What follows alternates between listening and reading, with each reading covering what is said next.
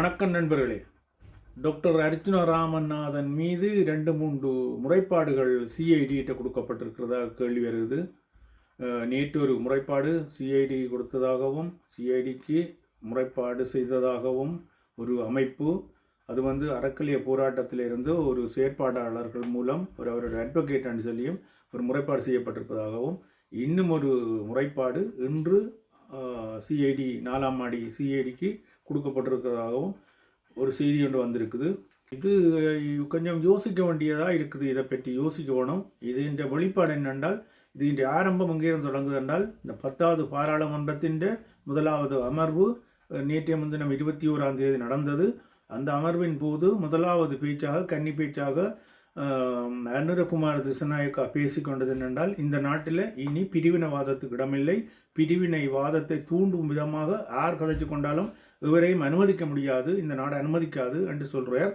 இந்த அனுமதிக்காது என்று சொல்கிறதின் சாராம்சம் என்னென்றால், இதை ஏற்றுக்கொள்ள முடியாது, சட்டப்படி நடவடிக்கை எடுக்கப்படும் என்றதுதான் அது இந்த கருத்து. அது இந்த வெளிப்பாடு தான். இந்த நாட்டிலே பிரிவினைவாதத்தை தூண்டுபவர்கள் யாராவது இருந்தாலும் அந்த கருத்துக்களை அனுமதிக்க முடியாது என்று சொல்லி அந்த ஜனாதிபதியின் உரையில் சொல்லப்பட்டதாக எடுத்துக்கொள்ளலாம். ஒரு அறிவுபூர்வமாக சிந்தித்து செயல்பட வேண்டிய டாக்டர் அர்ச்சுனா ராமநாதன் இது எல்லாத்தையும் ஒரு சின்ன குழந்தைத்தனமாக அதை பெருசு காதில் வாங்கி கொள்ளாமலுக்கு அண்டே அதே தினம் வெளியில் போய்களில் பாராளுமன்றத்திலிருந்து வெளியில் போகும் பொழுது அவர் சில கருத்துக்களை, தன்னுடைய சுயமான கருத்துக்களை வெளியில் விட்டு கொண்டு போயிருக்கிறார். அவருடைய விருப்பம் நிறைய இருக்கும். அவர் தேசிய தலைவரை விரும்புகிறதா இருக்கட்டும், அல்லது அந்த கொள்கையை விரும்புகிறதாக இருக்கட்டும், அதெல்லாம் தனிப்பட்ட ரீதியாக அது தன்னுக்குள்ளே வச்சு கொண்டிருக்க வேண்டியது, அல்லது ஒரு குறிப்பிட்ட ஆட்களுக்கு வெளியில் தெரியப்படுத்துகிறதா இருக்கலாமே தவிர, இது லைவில் விட்டால் உலகம் முழுவதும் போகும். இது ஏற்றுக்கொள்ளக்கூடியது, எல்லாருக்கும் ஏற்றுக்கொள்ள முடியாததாகவும் இருக்கும் என்றதை யோசிச்சு போட்டு செய்திருக்கணும். இன்றைக்கு ஒரு முறைப்பாடாக வந்திருக்குது. இலங்கையில் ஒரு உச்சக்கட்ட விசாரணை நடத்துகிற இடம் என்றால் 4ஆம் மாடி என்று இருக்குது. அங்கே போய் நீ விசாரணைக்கு அலைஞ்சு திரிஞ்சு அது சுற்றவாளியாக வரலாம், நிரபராதியாக வரலாம், அது அடுத்தது. ஆனால் ஒரு பப்ளிக் ஃபேராக இருக்கிற இவர் ஒரு பாராளுமன்ற உறுப்பினராக ஒரு மக்களால் தெரிவு செய்யப்பட்டு ஒரு 26,000 வாக்குகளை வாங்கி போனவர் அடுத்த நடவடிக்கைகளை மக்கள் என்ன சொல்லினும் என்று காதலை உள்வாங்கி கொண்டு தான் போக வேணும். இதை பற்றி யாராவது பேசினால், இந்த யூடியூப்பில் ஏதாவது சொன்னால் நிறைய பேர் கோவிக்கிற மாதிரி தான் இருக்குது கருத்துக்கள். சில பேர் ஒரு 50 பேர் கருத்து எழுதினால் 4 பேர் நெகட்டிவாக தான் எழுதினேன். வேணும்னு சொன்னால் அதே நான் அப்படி சொல்கிறேன்ற மாதிரி. நேற்று முந்தினத்தினா நான் ஒரு வீடியோ ஒன்று விட்டுருந்தேன். அந்த பாராளுமன்றத்துக்குள்ளே சஜித் பிரேமதாசாவுக்கு ஒதுக்கப்பட்டதான கதிரை அதெல்லாம் அப்படி முடியாது. அன்றைய தினம் எல்லாரும் அங்கேயும் இருக்கலாம் என்று தான் இருந்தது. அதனுடைய அர்ச்சுனா ராமநாதன் அந்த கதிரையில் அமர்ந்தது சரி என்று தான் நான் சொன்னேன். அதில் அந்த வீடியோவின் தலையங்கத்தை கொஞ்சம் வித்தியாசமாக அவர் அகற்றப்பட்டார் என்று போட்டாச்சு என்று சொன்னோன்னே கோவிச்சாக்களும் இருக்கணும், அல்லது அவர்களுக்கு அது என்னென்று சொன்னால் அது ஒரு கண்மூடித்தனமான ஒரு விரவு இதன்றது. மற்றது தாங்கள் காட்டிக்கொள்வது, உங்களை நாங்கள் தூக்கி தொங்கலில் வைக்கிறோம்னு சொல்லி, அதெல்லாம் பிள்ளையான ஒரு அணுகுமுறை. இங்கே எல்லாம் வெளிநாடுகளில் எல்லாம் ஒரு அரசியல் தலைவர் வெளியில் போய் ஒரு கடைக்கு போகிறார், அல்லது ஒரு ஊர்லாப்புக்கு போய், ஊர்லாப் என்றால் ஒரு வெளியிடத்தில் போய் ஒன்றை செய்கிறார் என்று சொன்னால் கண்கொத்தி பாம்பாக எல்லாரும் இருப்பினும் எல்லா பத்திரிகைகளும் அவரை பற்றி விமர்சனங்கள் எழுதி கொண்டிருக்கும். அவர் என்னது எங்கள் கடையில் சாப்பிட்றதுலேருந்து என்ன குடிக்கிறார்ன்றதை பற்றியெல்லாம் விமர்சித்து கொண்டிருக்கோம். ஏனென்றால் அவருக்கு அவ்வளோ கவனமாக இருக்கணும். இந்த மக்களுக்கு சேவை செய்ய வேண்டும் வழிகிட்டு நீங்கள் ஓரளவு ஒழுக்கமானவர்களாக இருக்கணும், நேர்மையானவர்களாகவும் உங்களோட நடைமுறை மற்றவருக்கு இடையூறு இல்லாமல் இருக்கணும்ன்றதை சொல்கிறதா இருக்கும். அதை அவர்கள் ஏற்றுக்கொள்ளினோம், அவர் சந்தோஷமாக ஏற்றுக்கொண்டு நடப்பினும். ஆனால் இங்கே என்ன மாதிரி ஏண்டா அப்படி எல்லாம் முடியாதுன்னு சொல்லி ஏற்றுக்கொள்ள முடியாதுன்ற மாதிரி தான் இந்த கொமெண்டுகள் சில பேர் எழுதுவேணும். இங்கே வெளிநாடுகளில் இருந்து சில டாக்டரை வரவேற்கிற இணையதளங்கள், இந்த இணையதளம் எல்லாம் இந்த யூடியூப்புகள் எல்லாம் கண்மூடித்தனமாக அவரை எழுப்பி விடுகிறது. என்னென்னா நீ போய் எப்படி என்றாலும் போய் விழுந்து போகின்ற மாதிரி, அப்படி ஒரு நாள் செய்யக்கூடாது. எல்லாம் அவர் செய்கிறது முழுவதும் சரியான மாதிரி சொல்லி கொண்டிருக்க அவருடைய எனக்கு அவங்க வெளிநாடுகளில் இருந்து எல்லாரும் யூடியூப்லேயே அப்படி சொல்கிறாங்க. ஆனோடியால் நம் வெளிநாட்டு மக்கள் எல்லாம் தன்னை வரவேற்று கொண்டிருக்கணும் என்று சொல்லி நினைக்கிறது. அது ஒரு 2 பேர்ட்டு இப்போ நான் ஒரு யூடியூப்பில் வெளியிட்டால் என்னுடைய தனி கருத்தாக இருக்கும். இந்த கருத்தை மற்றவே ஏற்றுக்கொள்ளினமோன்றதை நான் இந்த யூடியூப்பில் பார்க்கணும், பார்த்து போட்டு அடுத்த அந்த முறை ஒரு வீடியோ விடும் பொழுது நான் அதை திருத்தி கொண்டிருக்கணும் என்ற மாதிரி இருக்கணும். அப்படித்தான் சில கருத்துக்களை வெளியிடணும். இங்கே அப்படி இல்லை, தங்களோட பாட்டில் ஏற்றி விட்டோடனே அவர் அடுத்தது இன்னும் கொஞ்சம் கூடுதலாக செய்யட்டும்ன்ற மாதிரி, அது வேணுமெண்ட் செய்யணுமென்ற மாதிரி தான் நான் நினைக்கிறேன். வேணுமெண்ட் அவருக்கு வெறுப்பில் உள்ளவர்கள் எப்படி செய்யணுமோ என்ற ஒரு ஐயமும் எனக்கு இருக்குது. பாராளுமன்றத்துக்கு எதுவும் கதைக்கலாம் என்று சொல்லினோம். பாராளுமன்றத்துக்குள்ள சிறப்புரிமை இருக்குது, எம்பி மேலே எதுவும் கதைக்கலாம்னு சொல்லியிருக்கணும். அவர் வீடியோ எடுத்தது கூட தவறுன்னு சொல்கிறாங்களே. இவர் சொல்கிறார் வீடியோ ஃபோன் வச்சிருக்கணும், எல்லாரும் ஃபோனை உள்ளே கொண்டு வரக்கூடாண்டு இல்லை சொல்லணும். அது உண்மை தான், அறிவுறுத்தல் கொடுத்துருக்கணும், இங்கே படம் எடுக்கக்கூடாண்டு இல்லை ஒரு குறியீடு போட்டிருக்கணும், அதில் போட்டு ஃபோனை போட்டு வெட்டி போட்டிருந்தா ஃபோனை வாங்கிக்கூடாதுன்னு சொல்லியிருக்கிறது அதெல்லாம் இருக்குது. அது இன்னும் தெரியலை, அதை பற்றி தெரியலை. மற்ற அந்த சஜித் பிரேமதாஸ் அவன் இருக்கே என்று சொல்லி சொன்னது அதெல்லாம் தவிர்த்திருக்கலாம். அந்த ஊழியர் வந்து தயவாக கேட்கிறார், இதில் வந்து இங்கே இன்றைக்கு ஒன்று நிறுவப்பட இல்லை நிர்ணயிக்கப்படவில்லை, ஆனோடியால் இதில் இருக்கலாம் வேண்டான் இருக்கு. ஆனால் சஜித் பிரேமதாசா இதில் இருக்கிறவர் ஆனோடியால் அதை விட்டு கொடுங்கன்னு சொல்லி கேட்க அதெல்லாம் முடியாது, காதை போத்தி அடிப்பேன் சொல்கிறதெல்லாம் ஒரு குழந்தைத்தனமான இதாவது என்னென்னு சொன்னால் அதை எடுத்து வீடியோ போட்டோன்னே இந்த மக்கள் தன்னை பின்பற்றுறவர்கள் இது பாருன் அர்ஜுனா டாக்டர் அப்படி செய்துட்டார் ரெண்டு அப்படி இல்லை. அது ஒரு நாளைக்கு அந்த ஒரு ஒரு ஒரு உற்சாகம் மாதிரி இருக்கும், ஒரு உஷார் மாதிரி இருக்கும். அடுத்த நாளைக்கு அதெல்லாம் சப்பண்டு போயிடும். மூளை அண்டு ஒன்று இருக்குது, அறிவு அண்டு ஒன்று இருக்குது, ரெண்டும் ஒரே மாதிரி இருக்கிற மாதிரி இருக்கும். பார்த்தால் ரெண்டும் ஒன்று தான் என்ற மாதிரி தான் சொல்லிடும். மூளை அறிவு ஒன்று பாருங்க, யோசிச்சு பாருங்க, ரெண்டும் ஒன்று மாதிரி இருக்கும். ஆனால் அப்படி இல்லை, மூளை வந்து வேறு மாதிரி வேலை செய்யும், அறிவு வேறு மாதிரி இருக்கும். ஒருத்தர் ஒரு அவசரத்தில் ஓடி வாரான், இங்கே ஒரு தப்பி போகிற ஓடி வாரான், ஒரு ஓட்டை ஒன்று இருக்குது, ஒரு வேலிகளே ஓட்டை இருக்குது, அந்த ஓட்டைகளால் நுழைஞ்சு ஓடி தெரிச்சு ஓடிக்கிறேன்னு சொல்லும் மூளை. அறிவு சொல்லும் இந்த வேலி என்னது போட்டுக்கிறாங்கன்னு தெரியவில்லை, அங்கால எதிராளி நிற்கிறான்னு தெரியவில்லை, அல்லது முதல்ல இருக்கக்கூடும், பாம்பு இருக்கக்கூடும், கவனமாக பார்த்து நிதானமாக போன்னு சொல்லி மூளை கட்டளையிடும், அறிவு கட்டளையிடும். அறிவுன்ற கட்டளை அப்படி இருக்கும், மூளை சொல்லும் தெரிச்சு ஓடுன்னு சொல்லி. அப்போ மூளை சொல்கிறத கேட்டால் அதுக்கு சரியாக இருக்காது. அப்போ இப்போ டாக்டர் நினைக்கிறார் என்னென்னா தான் எந்த நேரமும் மக்களின் பார்வையில் இருக்கணும், நான் ஒரு பிரபல்யமானவர் மாதிரி அப்படியே லைவில் இருக்கணும்னு நினைக்கிறார். அதுக்காக அவர் என்ன செய்திருக்கிறார், கையில் ஃபோன் வச்சுருக்கிற படியங்களை சொல்லியிருக்கிறார் நீங்கள் எல்லாம் யூடியூப்பர்டாப்பா, எல்லாம் வந்து இப்போ எனக்கு பின்னால் தெரியுங்கோ என்று சொன்னோன்னே அவங்க வந்து திரிஞ்சு அவரை ஃபோட்டோ எடுத்துகிட்டு அவங்க நினைக்கிறாங்க இதிலேருந்து தாங்களும் கொஞ்சம் பிரபல்யம் அடைஞ்சிடலாம், நாங்கள் கொஞ்சம் யூடியூப்பராக மாறிடலாம் நினைக்கிறாங்க. வேறு கண்டென்ட் கிடைக்காமலுக்கு ஒரு கணக்க பேர் இருந்தவர் இவருக்கு பின்னால் தெரிஞ்சவர்கள் இப்போ இல்லை, வேறு ஒன்று ஆகிட்டார், எல்லாம் துரோகிகள் சொல்லி கலைச்சி போட்டு ஒரு தடவை 2 தடவை தான் திரும்பி போய் நிற்கிறாங்க. மற்றவர்கள் வழியில் புதுசாக கொஞ்சம் பேர் அந்த மன்னர் பக்கத்தில் இருந்து இப்போ நேற்று முந்தினாலாம் புதாக்கள் 2 பேர் நிற்கிறோம். அவை தான் நிற்பினோம் 2 போட்ட அவர்களும் ஒரு 4-5 நாளுக்கு ஒரு 2 வாரத்தில் அவர்களும் மிரட்டி அடிக்கப்பட்டோன்னு இப்போ இந்த புதுசாக பெருவினும் இதெல்லாம் ஒரு பார்க்குறதுக்கு நல்லா இருக்குது. அது என்ன இது என்னவோ தெரியல, அவர் அப்படி தான் செய்வார். என்னென்றால் இந்த மக்களால் தெரிவு செய்யப்பட்ட இவர் வந்து ஒரு பப்ளிக் ஃபிகர், இவர் வந்து ஒரு பொதுவான ஆள், இன்றைக்கு எல்லாருக்கும் ஒரு தடவை தேவையானவர். ஏனென்றால் ஒரு 24,000-26,000 பேர் வாக்களித்து ஒரு பாராளுமன்ற உறுப்பினரை அனுப்பியிருக்கணும். இந்த முதல் இந்த ஊழல்வாதிகளை வேண்டாம்னு சொல்லித்தானே நாங்கள் எல்லாம் வரவேற்று இவருக்கு உழவுக்கு என்கரேஜ் பண்ணி எல்லாம் செய்தது. ஆனால் இப்படியெல்லாம் யோசிக்கணும், கொஞ்சம் யோசிக்கணும். முதல்ல அவர் தன்னையும் யோசிக்கணும், மற்ற மக்களையும் யோசிக்கணும். நாளைக்கு இந்த விசாரணை என்று சொல்லி போய் பாராளுமன்றத்தில் பதவி திரும்ப பெறப்படும் என்று சொல்கிறாங்க. ஏனென்றால் அதுக்கு 2-3 காரணங்கள் சொல்கிறாங்க. ஒன்று சொல்கிறாங்க என்னென்றால் அவரோட உத்தியோகத்தில் இருந்தவர் உத்தியோகத்திலிருந்து விடுபடுக்காமலுக்கோ அல்லது உத்தியோகத்தை ராஜினாமா செய்யாமல் தேர்தலில் நிற்க முடியாது என்று சொல்லி. அப்போ இவர் தரப்பில் சொல்கிறாங்க சொல்லினும் அவர் வந்து ஒரு தற்காலிகமாக இன்டெடிக்ட் பண்ணப்பட்டு, அதாவது வந்து தற்காலிகமாக வேலை நிறுத்தத்தில் நின்ற பொழுதுதான் அவர் தேர்தலில் நோமினேஷன் தாக்கல் செய்து தேர்தலில் போட்டியிட்டவர். அதனுடையால் அவர் வேலையில் நிற்க இல்லை என்று சொல்லி. ஆனால் சட்டத்தின்படி சில பேர் சொல்லினும் என்னென்று சொன்னால் அவருடைய உத்தியோகத்தில் இருந்தால் அவர் நோப்பே லீவ் எடுக்கணும், அதாவது வந்து காசு இல்லாமலுக்கு அந்த லீவு பணம் சம்பளம் இல்லாத லீவ் ஒன்று எடுக்கணும் அல்லது வேலையை ராஜினாமா செய்யணும்னு சொல்லி. அப்போ இவர் சொல்கிறதின்படி நான் அந்த நேரம் வேலை நிறுத்தப்பட்டு இருந்தேன் என்று சொன்னால் அதுக்கு கடிதங்கள் வந்து இவர் நிரந்தரமாக வேலை நீக்கப்பட்ட வேண்டாம் பரவாயில்லை, தற்காலிகமான வேலை நீக்கம். அதனுடைய ஒரு 15 நாட்களில் கூட அவருக்கு அந்த வேலையை திருப்பி வழங்கப்படைக்க இவர் பதவியில் இருக்கிறதா இருந்தால் அது ஒரு சிக்கலை கொடுக்கும். ஆனபடியால் இவர் என்ன செய்திருக்கணும் என்றால் ஒரு 6 மாதங்களுக்கு நான் நோப்பே லீவ் எடுக்கிறேன் என்று சொல்லி ஒரு கடிதம் கொடுக்கணும், அல்லது நான் வேலையில் விட்டு விலகிறேன் என்று சொல்லி கடிதத்தை கொடுத்து போட்டு ராஜினாமா செய்து போட்டு தான் தேர்தலில் நின்றிருக்கணும் என்று சொல்லி இதை செய்யவில்லை என்றுடைய அப்படியும் ஒரு ஆபத்து இருக்கு என்று சொல்லப்படுது. அது எந்த அளவுக்கு தெரியலை, அது இந்த சட்டம் என்ன செய்யுமோ தெரியவில்லை, அப்படியும் ஒரு ஒன்றை சொல்லினோம். அடுத்தது அவர் நினைக்கிறது என்னென்னா எந்த எப்பவும் தன்னை நோக்கி பார்வை மக்களின் பார்வை இருக்கணும் என்று சொல்லி நல்லது தான் அது. ஆனால் அது வந்து ஒரு நல்ல சிந்தனையோடு இருக்கணும், அல்லது மக்கள் தேட போகணும். அவர் எங்கே இருக்கிறார், என்ன செய்கிறார் என்று தேடுற மாதிரி இருந்தால் தான் நல்லது. சும்மா ஒரே லைவை விட்டுக்கொண்டு காலம் வந்து நான் அர்ச்சனா ராமநாதன் கதைக்கிறேன் நான் அப்படி இப்படி கேட்டால் ஒரு ஜோ கிடைக்கிற மாதிரி இருக்குது. கணக்கு பேர் சொல்கிறாங்க. நேற்று கொஞ்ச நாள் தான் ஒரு ஒரு யூடியூபர் போய் அவர்கிட்ட ஒரு ஒரு டீ ஷாப்பில் போய் பேட்டி ஒன்று எடுக்க அவன் நேரடியாக சொல்கிறான், உங்களை ஒரு பைத்தியம் மட்டும் சொல்லிடணும், நீங்கள் ஒரு ஆக்கப்பூர்வமாக செயற்பட வேணும். அவன் மனதில் உள்ளது வருது. அதனால் அவன் அது நோவாமலுக்கு சொல்கிறான், நீங்கள் இப்படி உங்களை பைத்தியம் மட்டும் சொல்லிடணும், நீங்கள் ஒரு வாய் விளையாட்டு காட்டாமலுக்கு நீங்கள் ஆக்கப்பூர்வமாக செய்யணும்னு சொல்லி மக்கள் விரும்பினோம் என்று சொல்லி ஒரு யூடியூபர் கேட்குறார். கேட்க இவர் உடனே அதுக்கு கமெண்ட் கொடுத்துட்டுருக்கிறார். அது இல்லை ஓம்ன்ட்டு சொல்லி போட்டிருக்கணும், இல்லை அதில் அதை கொஞ்சம் சிந்தனையில் எடுக்கணும் இல்லையா?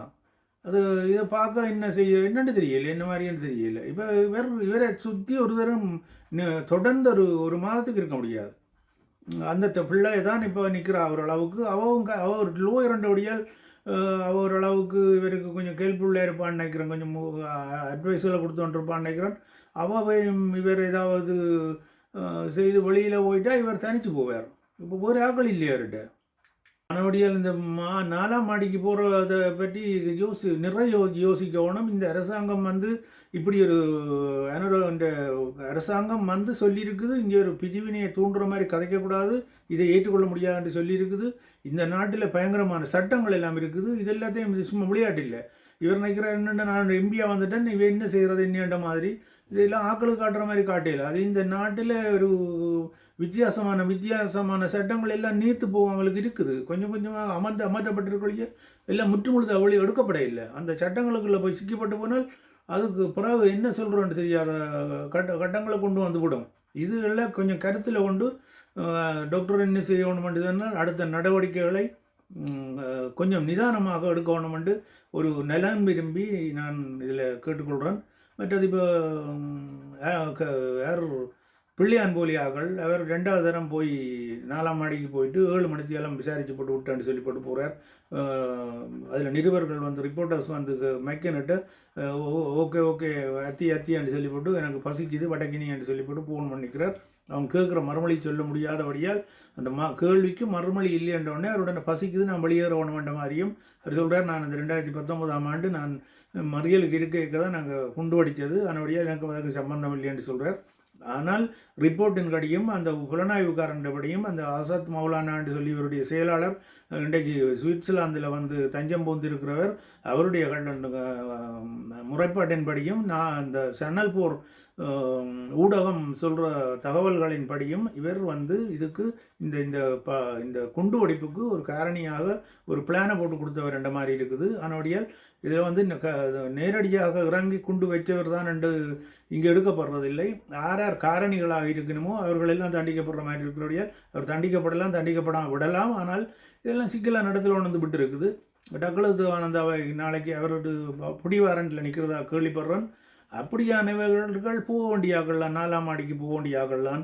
அடுத்தது தமிழ் தேசியத்தை சொல்லி போர்த்து கொண்டிருக்கிறது சித்தார்த்தன் போலியாக்கள் 4ஆம் மாடிக்கு போக வேண்டியவர்கள் தான். அர்ச்சனா ராமநாதன் போக வேண்டியவர்களே அவர் போகிறத மக்களும் விரும்ப மாட்டேனும். நிதானமாக அடுத்தடுத்த நாட்களை அவர் கொஞ்சம் கவனமாக காலடிக்கு எடுத்து வச்சால் அவருக்கு நல்லதாக இருக்கும். அவருக்கு அறிவுறுத்தல் சொல்கிற மாதிரி இந்த விஷயத்தை சொல்லிக்கொண்டு நான் அடுத்த செய்திக்கு போகிறேன். அடுத்ததாக தமிழரசு கட்சி உறுப்பினர்கள் ஸ்ரீதரன் தலைமையிலான தமிழரசு கட்சி உறுப்பினர்கள் 10வது பாராளுமன்ற கூட்டம் முடிஞ்சு அன்று ஒரு கொட்டலில் போய் ஒரு ஒரு ஒரு ஒன்று உடலை நடத்தி இருக்கணும். அந்த ஒன்று உடலில் இந்தியாவின் உயர்ஸ்தானிகர் ஆலயத்தில் இருக்கிற ஜா என்றவரை கூப்பிட்டு அவரை வச்சு ஒரு பேச்சுவார்த்தை நடக்குது. என்ன பேசின வேண்டும் கேட்டால் தமிழர்களின் பிரச்சனையை தீர்க்கிறதுக்கு நீங்கள் இந்தியா தான் உதவணும், அதே நீங்கள் தான் அதுக்கு உதவி செய்யணும்னு சொல்லி கேட்டுக்கொண்டதாகவும் செய்தி வெளியில் வருது. இந்தியாவால் ஒரு பொழுதும் இலங்கைக்கு தமிழ் மக்களுக்கு தீர்வு கடை செய்ய முடியாது. அதே நேரத்தில் இந்தியா செய்யவும் மாட்டுது. இது சில வேளை அரசியல்வாதிகளுக்கு தெரிஞ்சு கொண்டு என்ன செய்கிறால் ஒரு சீண்டி ஒரு முடிச்சு போட்டு விடுறது அல்லது ஒரு கொழி விடுறது. இந்த இந்த பெரிய நேட்டை சொல்லிட்டான் நீங்கள் சேட்டை ஒட்டியலான்ட்டு தெரியுமான்னு சொல்லி ஒரு புரியாத தன்மையில் ஒரு மூளை இல்லாத தன்மையில் இப்படி சொல்கிறது. நான் போய் அங்கே அடுத்த வீட்டில் பெரியவற்றை சொல்லிட்டேன், நீங்கள் பார்ப்போம் பிறகு பாருங்க இவ்வளோ போது அடி அப்படி சொல்கிறது. அதெல்லாம் எழுது இதை நீங்கள் என்ன செய்யணும் என்றால் பாராளுமன்ற கூட்டத்தொடர் அடுத்தடுத்த கூட்டத்தொடரில் அனுரகுமார நாயக்காண்டி அரசாங்கத்திட்ட கேட்கணும் எங்களுடைய நிலைப்பாடு என்ன உங்களோட நிலைப்பாடு. அவர் சொல்கிறார் தமிழர்களுக்கான முழு எல்லாரும் ஒரே ஒற்றுமையாக வாழலாம், அதுக்கான நடவடிக்கைகளை நாங்கள் எடுத்திருக்கிறோம், அந்த அம்சங்களை நாங்கள் கொண்டு வந்து பரவலாக மக்களுக்கு எல்லாவற்றையும் அவர்களுக்கு அனுபவிக்க வேண்டிய அத்தனை சலுகைகளையும் அத்தனை உரிமைகளையும் பெறுற மாதிரியான ஒரு ஒரு அமைப்பை நாங்கள் வடக்கு கிழக்கு தெற்கண்டு இல்லாமலுக்கு எல்லா இடமும் ஒரே மாதிரியாக நிறுவ போகிறோம் என்று சொல்லி கொண்டிருக்கணும். அதை பார்த்து அது சரியாக நிறுவப்படுதோ இல்லையோ ஒன்று பார்த்து போட்டு அடுத்த தரமாக நீங்கள் வெடிக்க கொளுத்தி போடுறது தானே சரி. அதை விட்டு போட்டு இப்போ போய் இங்கே வேறு சொல்லிட்டேன் வெடி கொளுத்த போகிறோம்னு சொல்லி சொன்னால் இது இந்த அரசாங்கத்துக்கே ஒரு மாதிரி தானே இருக்கும். வேறு நாங்கள் சொல்லியிருக்கிறோம் கொஞ்சம் பொறுங்கூடாப்பான்னு சொல்லி அதுக்கடையில் போய் அவங்க போய் வேறு நம்ப முடியாமல் போய் அங்கே பெரிய நேட்டு சொல்லி கொண்டிருக்கிறோம். அவை என்ன செய்கிறது இங்கே வந்து ரெண்டு மாதிரி தான் இருக்கும். இது எல்லாத்தையும் என்னென்னு சொன்னால் ஒரு ஒரு ஒரு ஒரு நம்பிக்கை இனத்தை உண்டாக்கும். இவர்கள் ஒரு ஒரு ஒழுங்கில்லாதவர்கள்ன்ற ஒரு தன்மையை தானே இந்த அரசாங்கத்துக்கு வெளிப்படுத்தும். நேரத்தில் இவர் சிறிதரம் செய்ததுக்கு ஒரே ஒரு நல்ல வேலை என்னென்றால் அவர் வந்து பாராளுமன்ற குழுவின் தலைவராக நியமிக்கப்பட்டிருக்கிறார். அது நியமனம் முதல் நடந்தது. அதுக்கு பிறகு அன்றைக்கு பாராளுமன்றம் கூடினது பிறகு ஞானமுத்து ஸ்ரீநேசன் என்ற பாராளுமன்ற உறுப்பினரை தமிழரசு கட்சியின் பேச்சாளர் ஊடக பேச்சாளராக தெரிவு செய்யப்பட்டிருக்கிறார். ஒரு நல்ல நடவடிக்கை. ஏனென்றால் இதால் தான் இந்த ஊடக பேச்சாளர் தகுதியை வச்சு கொண்டு தான் இந்த சுமந்திரன் கண்ட பாட்டில் கண்ட மேனிக்கு தன் விருப்பத்துக்கு கதைச்சு கொண்டு வந்தவர். அதனுடையால் அவருக்கு அவருடைய வயர் அந்த தொடர்பு வயர் இதோட கலட்டப்பட்டுட்டது. அதனுடையால் அவரின் அமைதி காப்பார். அவர் வெளியில் போனோடைய தான் சும்மா தேவையில்லாத கதைகளை கதைச்சு இந்த மக்கள் மத்தியில் வெறுப்புகளை உண்டாக்கி அந்த கட்சிக்கு மேலே வெறுப்புகளை உண்டாக்குனது முழுக்களும் இந்த சுமந்திரன் என்ற நடவடிக்கையால் நடந்தது. அதனுடையால் சுமந்திரன் அமைதியாக இருப்பார். இனி இந்த ஊடக பேச்சால் தான் அவர் இந்த வீண் கதைகளை கதைச்சு கொண்டு வந்தார். இந்த வீண் கதையெல்லாம் இதோடு நிப்பாட்டுறதுக்கு சிறிதரன் செய்த ஒரு பெரிய நல்ல வேலையாக இருக்கும். அதனுடையால் அதுக்கு நாங்கள் வரவேற்று அதுக்கு ஒரு வாழ்த்துக்களை சொல்லிக்கொண்டு விடலாம். அதனுடைய இந்த தமிழரசு கட்சி கட்சி அனுரகுமார திசாநாயக்காவோடு இந்த அரசாங்கத்தோடு ஒரு உரிய முறையில் ஒரு இணக்கப்பாட்டோடு போய் இணைஞ்சு பேச்சுவார்த்தை நடத்த போகணும். பாராளுமன்றத்தில் தங்களுடைய கருத்துக்களையும் தங்களுடைய தேவைகளையும் பற்றி கேட்கணும், விவாதிச்சு போட்டு நடக்காத பட்சத்தில் அமெரிக்காவிட்ட போ, ரஷ்யாட்ட போ, இல்லாட்டி பாகிஸ்தான்கிட்ட போ, இங்கேன்னா போங்க, இங்கேன்னா போய் கேட்கலாம். இது ஒன்றும் இல்லாமலுக்கு நான் இந்த எல்லாம் ரெடியாக இருக்குது சாப்பாடு உங்களுக்கு எல்லாம் சமைச்சு கொண்டு இருக்கின்ற இல்லை நீங்கள் சாப்பாடு தராட்டி நான் போய் அங்கே போயிடுறேன், இவ தெரியல சாப்பாடு தெரியல அதை பற்றி நாங்கள் கதைக்கிறோம்னு சொல்லி இன்னொரு வீட்டில் போய் கேட்குறேன்னு சொன்னால் ஒரு நல்ல நடவடிக்கை இல்லை. அங்கே இங்கே எல்லா சாப்பாட்டுக்கான சகல அலுவல்கள் நடந்து கொண்டிருக்கின்ற அவர் சொல்கிறார். அப்போ அதுக்கு நேரம் அந்த 12 மணிக்கு சாப்பாடு இல்லையான்னு சொன்னால் அதுக்கு பிறகு போய் 7 மணிக்கு 8 மணிக்கு போய் நின்று இன்றைக்கு பின்னேரம் மத்தியானம் சாப்பாடு திராயணம் போல் நடக்குது. நான் என்னென்று திராயணம் நினைக்கிறது இப்படித்தானே இந்த கருத்து வருது. அதனுடையால் தமிழரசு கட்சிக்காரர் கொஞ்சம் யோசிக்கணும். அர்ச்சுன ராமநாதன் பிள்ளையான் போல, கருணா போல, டக்ளஸ் தேவானந்தா போல, மற்றது சித்தார்த்தன் போல ஆக்கள் போகிற இடத்துக்கு போகிறது நல்லதே இல்லை. அவர் ஒரு மக்களால் தெரிவு செய்யப்பட்டு ஒரு புரட்சியாக தெரிவு செய்யப்பட்டு ஒரு ஒரு ஒரு அப்பழுக்கற்ற குற்றம் இல்லாத ஒரு சுத்தமான கையோடு வந்த ஒரு எம்பி. அவர் ஒரு ஆக்கப்பூர்வமாக மக்களுக்கு நல்லது செய்கிறதும் அவர் எடுத்துக்கொண்ட எண்ணம் என்னென்றால் இந்த மருத்துவ மாபியாக்களை இல்லாமல் பண்ணணும், இந்த ஊழலை ஒழிக்கணும்னு சொல்லி சொன்னவர். முதலாவது அதுக்கு முக்கியத்துவம் கொடுத்து, ரெண்டாவது சொன்னவர் இந்த கால் கை இழந்த முன்னாள் போராளிகளுக்கும் ஊனமுற்றவர்களுக்கும் வறுமைப்பட்டு கொண்டிருந்த போராளிகளுக்கும் நான் நல்ல செய்கிறது தான் எனது முதலாவது வேலையாக இருக்கும் என்று சொன்னவர். அதுக்கான நடவடிக்கைகளை செய்யணும். அதை விட்டு போட்டு தமிழீழம் மற்ற தேசிய தலைவர் இந்த படம் நான் பேர் உயிரை கொடுப்பேன், நான் என்ன செய்வேன், இந்த வெளிநாட்டு இதில் உள்ள பண்டுகளை எடுத்து செய்ய போகிறேன், இதெல்லாம் ஒரு நாட்டிலிருந்து ஒரு நாட்டின் பொருளாதாரத்தை பெற்று கொடுக்குறோண்டா பெரிய சிக்கல் உணர்ந்து விடும். அதெல்லாம் ஊழலுடைய ஆரம்பம். அதுகள் இல்லாமலுக்கு மக்கள்கிட்ட பேர்ந்து இந்த அரசாங்கத்தோட கதைச்சி பேசி போட்டு அதுக்கு பிறகு இந்த பண்டுகளை எடுத்து எப்படி இந்த பொருளாதாரங்களை பெற்று இந்த மக்களுக்கு கொடுக்குறோன்றதுக்கு ஒரு வழி ஒன்றை செய்யலாம். மொழியை தனியை நின்று கொண்டு எம்பியாகி ஒரு கூட்டத்துக்கு போட்டு வந்து அடுத்த நாள் போய் காசுகள் போடணும்னு சொல்லி யூடியூப்பில் வீடியோ போடுறதோ இப்போ ஃபேஸ்புக்கில் லைவ் போடுறதெல்லாம் ஒரு குழந்தைத்தனமான வேலை. அதுகள் எல்லாத்தையும் நிப்பாட்டி போட்டு ஆக்கப்பூர்வமாக நடப்பார் என்று நாங்கள் நினைச்சுக்கொள்கிறோம் என்று சொல்லி போட்டு இந்த வீடியோவை இத்தோடு நடத்திக்கொள்வோம். மகிழ்ச்சியாக இருப்போம். மகிழ்ச்சியோடைய எல்லாருடைய இணக்கத்தோடு நடந்து கொள்வோம். மற்றவர்களுக்கு சொல்லுவதையும் கேட்டு நடக்கிற மாதிரி இருப்போம். சரியானதை எடுப்போம், சரியில்லாததை அப்படியே விட்டு விலகுவோம் என்று சொல்லி என்னுடைய இந்த சேனலுக்கு புதிதாக யாராவது வந்திருந்தால் தயவு செய்து சப்ஸ்கிரைப் பண்ணிவிடுங்க. இன்னும் ஒரு முறை இருக்கிறேன், சப்ஸ்கிரைப் பண்ணிவிடுங்கன்னு சொல்லி. ஏனென்றால் ஒரு 30,000, 40,000, 10,000, 5,000 பேர் பார்க்குறவே, ஆனால் என்னுடைய சப்ஸ்கிரைப் வந்து அப்போ ஒரு 3,000, 4,000 நின்று கொண்டு இருக்குது. அதனுடைய தயவு செய்து சப்ஸ்கிரைப் பண்ணிவிடுங்க கேட்டுக்கொண்டு பெல் ஐக்கானை அழுத்தி விடுங்க. இன்னும் ஒரு செய்தியில் சந்திப்போம். நன்றி, வணக்கம்.